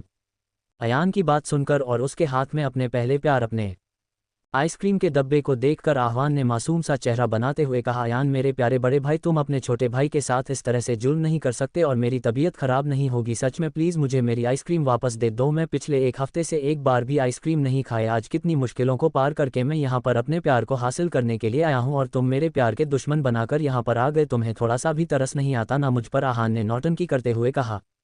आह्वान की बात सुनकर अयान उसे अपनी छोटी छोटी आंखों से घूरने लगा। उसने गुस्से से कहा, बकवास बंद करो और चुपचाप अपने रूम में चले जाओ, और तुमने जो ये रात को कांड किया है इसके बारे में मॉर्निंग में डैडी को मैं जरूर बताऊंगा। उसके बाद तुम देख लेना कि वह तुम्हारे साथ क्या करते हैं। अयान की धमकी सुनकर आह्वान ने मासूम सा चेहरा बनाते हुए कहा, आइसक्रीम तो छीन ही चुके हो, अब बच्चे को डरा क्यों रहे हो? क्या जरूरत है डैडी को बताने की? आह्वान की बात सुनकर अयान ने शैतानी मुस्कुराहट के साथ कहा, जब तक मैं ना देखूं कि डैड ने तुम्हें क्या पनिशमेंट दी है मुझे सेटिस्फैक्शन नहीं मिलेगी, इसलिए मैं डैड को बताऊंगा। अयान की बात सुनकर और उसके चेहरे की शैतानी मुस्कुराहट देखकर आह्वान ने पैर पटकते हुए कहा, तुम दुष्ट हो दुष्ट, मैं तुम्हें श्राप देता हूं। त्रिशा तुम्हें बहुत पीटेगी, तुम्हारे बच्चे मुझसे ज्यादा शैतान होंगे, तुम मासूम बच्चे का दिल दुखा रहे हो, सब तुम्हें परेशान करेंगे। कहते हुए आह्वान वहां से पैर पटकते हुए चला गया। आह्वान के जाने के बाद अयान ने अपना सर हिलाया और आइसक्रीम को वापस फ्रिज में रखकर वह भी चुपचाप अपने रूम में सोने के लिए चला गया। वह जानबूझकर रात में एक शक्कर लिविंग रूम का लगता था, क्योंकि वह जानता था कि उसकी उल्टी खोपड़ी का भाई रात को इसी तरह से आइसक्रीम चोरी करने के प्लान बनाता है। और अयान भले ही आह्वान को कितना भी परेशान करता हूं, दोनों भाई एक दूसरे को चाहे कुछ भी क्यों ना करें, पर दोनों के बीच में प्यार बहुत था। आह्वान अगर थोड़ी सी भी ज़्यादा आइसक्रीम खा ले तो उसकी तबीयत बहुत ख़राब हो जाती थी, इसलिए आदित्य, चाहत और अयान उसे जितना हो सके आइसक्रीम से दूर रखते थे। पर आखिर आह्वान था तो चाहत का ही बेटा, अपनी मॉम की तरह चटोरा तो होना ही था, इसलिए वह भी उन सबकी आंखों से बचकर छुप छुप कर आइसक्रीम खाता था और बाद में अपनी तबीयत खराब कर लेता था। Next morning Kapoor mention. सभी लोग डाइनिंग टेबल पर बैठकर चुपचाप ब्रेकफास्ट कर रहे थे। चाहत ब्रेकफास्ट टेबल पर बैठकर जब किया ले रही थी, आदित्य उसे अपने हाथों से ब्रेकफास्ट कर रहा था। त्रिशा चुपचाप अपना ब्रेकफास्ट करते हुए मुस्कुराते हुए अपने होने वाले सास ससुर के बीच के प्यार को देख रही थी। वह भी खुद को और अयान को इसी तरह से फ्यूचर में एक दूसरे की परवाह करते हुए इमेजिन कर रही थी। हाँ तो बस चाहत को देख रहा था। उसने क्यूट सा फेस बनाते हुए कहा, मोम क्या हुआ, क्या आपकी तबीयत ठीक नहीं है? आह्वान की बात सुनकर चाहत ने अपना चेहरा ऊपर उठकर उसकी तरफ देखकर धीमी आवाज में कहा, कुछ नहीं, मुझे बहुत थकावट हो रही है, मुझे नींद आ रही है, मुझे सोना है। चाहत की बात सुनकर अयान ने परेशानी भरी आवाज में कहा, मोम क्या हुआ, क्या आपको फीवर है? क्या हम डॉक्टर के पास चले? अपने दोनों बेटों की बात सुनकर चाहत के फेस पर एक छोटी सी स्माइल आ गई। अगले ही पल उसने आदित्य की तरफ देखकर मुंह बनाते हुए कहा, नहीं, हमें कहीं जाने की जरूरत नहीं है, ये सब कुछ इनकी वजह से हुआ है। कहते हुए चाहत में गुस्से से एक नज़र आदित्य की तरफ देखा और फिर उसके हाथ से स्पून छीनकर खुद ही ब्रेकफास्ट करने लगी।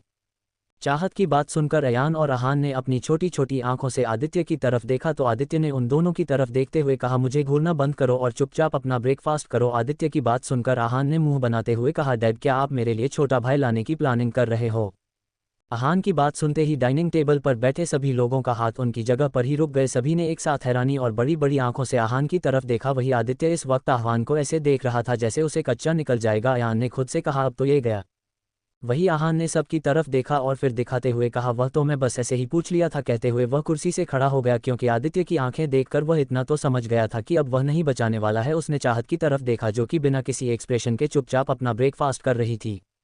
आह्वान वहां से भागने ही वाला था कि पीछे से आदित्य ने कड़क आवाज में कहा, रुको। आदित्य की आवाज सुनकर आह्वान ने अपनी आंखों को मजबूती से बंद करते हुए कहा, भगवान जी बचा लीजिए, मैं आपको 1 किलो लड्डू चढ़ाऊंगा, पक्का वाला प्रॉमिस। आह्वान मन ही मन भगवान से दुआ मांगी, पर उसकी दुआ शायद कबूल नहीं होने वाली थी। आदित्य ने पीछे से बेहद कड़क आवाज में कहा, हमारे मिस्टर मेहरा के साथ जो मीटिंग 1 महीने के बाद होने वाली थी, उसकी फाइल तुम 1 हफ्ते के अंदर रेडी करोगे? आदित्य की बात सुनकर आह्वान की आंखें हैरानी से बड़ी हो गई। ऐसा नहीं था कि वह काम नहीं कर सकता था, पर उसे बीच में मस्ती भी तो करनी होती थी, और 1 महीने का काम 1 हफ्ते में करने का यह मतलब था कि 1 हफ्ते तक उसे सब कुछ छोड़कर सिर्फ काम पर फोकस करना होगा। और आह्वान जैसे इंसान के लिए ये किसी जेल से कम नहीं था। उसने अपना चेहरा आदित्य की तरफ करके मासूम सी आवाज में कहा, डैडी, आप अपने प्यार से बच्चे पर इतना जुल्म नहीं कर सकते, प्लीज डैड। आह्वान की बात सुनकर आदित्य ने कहा, तुम्हारी जबान कुछ ज्यादा ही चलती है, इसलिए अब अपना हाथ ज्यादा चलाओ और चुपचाप जो कहा है वह करो, वरना तुम्हारी पनिशमेंट पड़ जाएगी। आदित्य की बात सुनकर आह्वान ने चाहत की तरफ देखते हुए कहा, मॉम। चाहत में कुछ कहने की कोशिश की तो आदित्य ने इसे घूरते हुए कहा, लगता है कल की पनिशमेंट कम हो गई। आदित्य की बात सुनते ही चाहत ने क्यूट सा फेस बनाकर आह्वान की तरफ देखा, जैसे कह रही हो मैं कुछ नहीं कर सकती। आह्वान ने अपने भाई की तरफ, मॉम की तरफ, अपने दांत की तरफ और त्रिशा की तरफ देखा और कहा, सब जालिम है, मुझे मासूम बच्चे पर अत्याचार करते हैं। कहते हैं अपना पैर पटकते हुए वहां से चला गया। उसने बाहर आते हुए खुद से कहा, कोई मुझसे प्यार नहीं करता, अब मैं अपने लिए प्यार ढूंढूंगा। एपिसोड 63। आदित्य इस वक्त अपने स्टडी रूम में बैठा हुआ कुछ फाइल को स्टडी कर रहा था, तभी टेबल पर रखा हुआ उसका मोबाइल बजाने लगा। मोबाइल की आवाज़ सुनकर आदित्य ने अपना चेहरा ऊपर उठाकर देखा तो उसके मोबाइल पर इस वक्त उसके सबसे पुराने और वफादार बॉडीगार्ड जतिन का कॉल आ रहा था। आदित्य ने बिना एक पल का इंतजार किया कॉल उठाते हुए कहा, क्या खबर है? आदित्य का सवाल सुनकर जतिन ने कहा, मिस्टर विशंभर लूथरा को हाथ जातक आया है और इस वक्त वह अस्पताल के आईसीयू में एडमिट है। जतिन की बात सुनते ही आदित्य ने अपनी आंखें बंद कर ली। वह विशंभर लूथरा का एहसान जिंदगी भर नहीं भूल सकता था। उसने धीमी आवाज में कहा, क्या उनका पोता युवराज लूथरा इंडिया में है? आदित्य का सवाल सुनकर जतिन ने कुछ सोचते हुए कहा, वह कल ही इंडिया आया है, क्या आप उनसे मिलना चाहते हैं? जतिन का सवाल सुनकर आदित्य ने अपनी आंखों को बंद करके सिर्फ एक शब्द में जवाब दिया, नहीं, पर उनके लिए बेस्ट डॉक्टर का अरेंजमेंट करो, वह ठीक हो जाने चाहिए। आदित्य की बात सुनकर जाति ने कहा, युवराज लूथरा ने पहले ही दुनिया के सबसे बेस्ट डॉक्टर को यहाँ पर बुला लिया है, इसलिए हमें कुछ भी करने की जरूरत नहीं है। मुझे आज ही यह न्यूज़ मिली, इसलिए मैंने आपको इन्फॉर्म कर दिया। जतिन की बात सुनकर आदित्य ने कहा, ठीक है। इतना कहकर उसने कॉल कट कर लिया और अपनी आंखें बंद करके कुछ सोचने लगा। पिछले 5 साल से आदित्य अपनी बेटी को बचाने के लिए हर एक मुमकिन कोशिश कर रहा था, ये जानते हुए भी कि यह गलत है, पर वो एक बाप था और उसकी बेटी में उसकी पूरी दुनिया बसती थी। अपनी बेटी को बचाने के लिए कुछ भी कर सकता था। आदित्य तो आदत का गुनाह खुद अपने ऊपर लेकर जेल जाने के लिए भी तैयार था, पर विशंभर लूथरा नहीं उसे ऐसा करने से मना किया था। आदित्य ने खुद से कहा, मुझे नहीं पता आदत कि मैं कब तक तुम्हें प्रोटेक्ट कर पाऊंगा, पर तुम्हारे डैडी अपनी तरफ से पूरी कोशिश करेंगे, बच्चा कहते हुए आदित्य फिर से अपनी फाइल पढ़ने लगा। दूसरी तरफ आदत इस वक्त अपने कॉलेज से निकल चुकी थी और अपनी गाड़ी में बैठकर कुछ सोच रही थी। ड्राइवर गाड़ी चला रहा था, तभी उनकी गाड़ी एक ट्रैफिक के बीच में आकर रुक गई। आदत ने ड्राइवर की तरफ देखते हुए कहा, और कितना टाइम लगेगा ड्राइवर अंकल? आदत के सवाल पर ड्राइवर ने थोड़े परेशानी से जवाब दिया, आदत मैडम, ट्रैफिक काफ़ी लंबा है, शायद हमें 10 मिनट तो लग ही जाएंगे।